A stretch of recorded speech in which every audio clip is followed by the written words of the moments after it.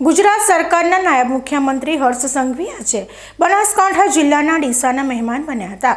આજે ડીસા ખાતે મુસાફરોની સુવિધા માટે રાજ્યના અલગ અલગ ડેપો માટે 51 નવી એસટી બસોનું લોકાર્પણ કરવામાં આવ્યું હતું। મુસાફરોને મુસાફરીમાં સુવિધા રહે અને ગુજરાત સરકારના એસટી નિગમમાં વધુને વધુ એસટી બસોની સુવિધા ઉપલબ્ધ બને તે માટે રાજ્ય સરકાર દ્વારા રાજ્યના અલગ અલગ એસટી બસ ડેપો માટે નવીન બસોની ફાળવણી કરવામાં આવી છે। આ બસોના લોકાર્પણ માટે આજે ડીસા ખાતે વિશેષ કાર્યક્રમનું આયોજન કરવામાં આવ્યું હતું। બનાસકાંઠા જિલ્લામાં તેમના વતનની મુલાકાતે આવેલા નાયબ મુખ્યમંત્રી હર્ષ સંઘવીના હસ્તે ડીસાના હવાઈ પિલ્લર મેદાન ખાતે રાજ્યના અલગ અલગ ડેપો માટે 51 એસટી બસોની ફાળવણી કરવામાં આવી હતી। તમામ એસટી ડેપોને નવી બસો ફાળવવામાં આવતા હવેથી એસટીમાં મુસાફરી કરતા મુસાફરોની મુસાફરી આરામદાયક બની રહેશે।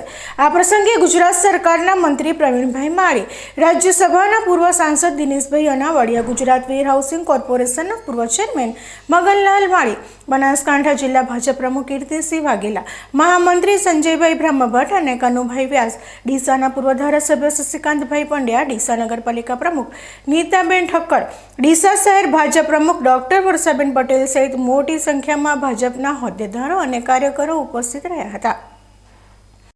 માનવતા મહેમાનોને વિનંતી છે કે ફ્લેગ ઓફ અપાવીને બસોનું લોકાર્પણ વિધિ સંપન્ન કરાવો। પોલીસ સાહેબના વડે હસ્તે સંપન્ન થઈને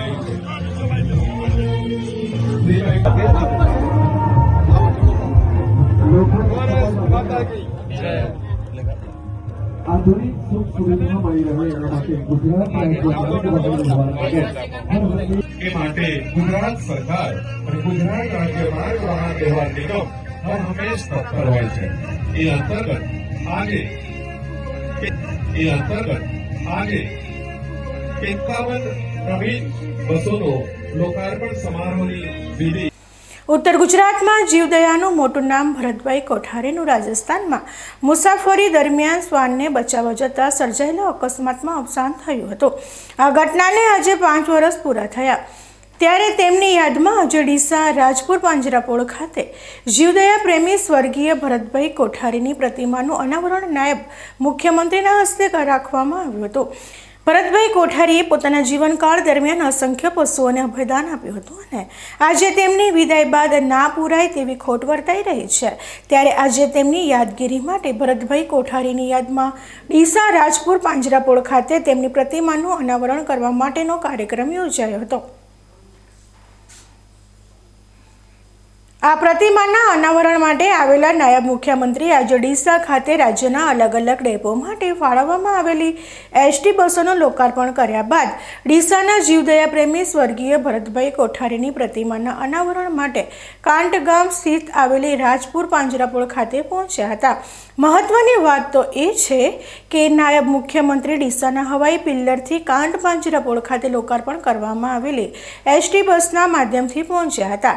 ડીસાથી એસટી બસ મારફત કાંટ પહોંચેલા નાયબ મુખ્યમંત્રી હર્ષભાઈ સંઘવીનું વિશેષ સન્માન કરવામાં આવ્યું હતું અને તેમને કાંટ પાંજરાપોળ ખાતે પહોંચીને જીવદયા પ્રેમી સ્વર્ગીય ભરતભાઈ કોઠારીની પ્રતિમાનું અનાવરણ કર્યું હતું। આજે ડીસા ખાતે 2 અલગ અલગ કાર્યક્રમમાં હાજરી આપવા પહોંચેલા નાયબ મુખ્યમંત્રી હર્ષભાઈ સંઘવીએ ગૌહત્યા કરનારા સામે રાજ્ય સરકાર દ્વારા આગામી સમયમાં કડકમાં કડક વલણ અપનાવવાની ખાતરી આપી હતી। આજે જીવદયા વીર ભરતભાઈ કોઠારીની પ્રતિમાનું અનાવરણ કાર્યક્રમમાં આવવાનું થયું।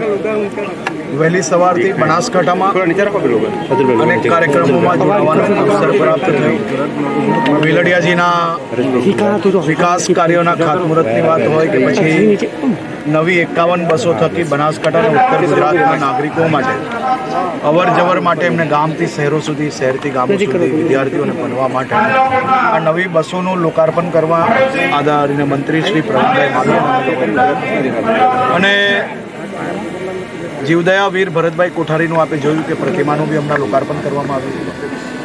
વર્ષો વર્ષ સુધી જેમને પોતાનું જીવન આખું અબોલ પશુઓના જીવ બચાવવા માટે રાખ્યું। અડધી રાત્રે હાઈવે પર છરા લઈને નીકળેલા ગૌ હત્યારાઓની સામે લડવાની વાત હોય કે પછી એમને બચાવીને એમના રક્ષણ માટે એમને પાંજરાપોળના માધ્યમથી એમને સારું જીવન આપવાની વાત હોય, આ બધા જ કાર્યોમાં એમને ખૂબ અદ્ભુત કામગીરી કરી અને ગુજરાતની આ ભારતીય જનતા પાર્ટીની સરકારના સ્પષ્ટ વિચારો છે કે ગૌ હત્યારાઓને છોડશો નહીં. ગમે તે ખૂણે, ગમે તે ગામમાં જઈને છુપાય, પકડીને લાવીને સીધા બી કરશો અને સજા બી અપાવીશું.